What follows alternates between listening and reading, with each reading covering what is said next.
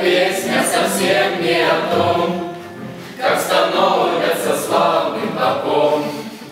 Говорят, что тем везет, кто советы у отца всегда берет. И вот так из года в год жизнь духовная вперед идет вперед. Наш отец Вячеслав Супермен, богослов, он философ, спортсмен, семьянин, меломан, добрый друг.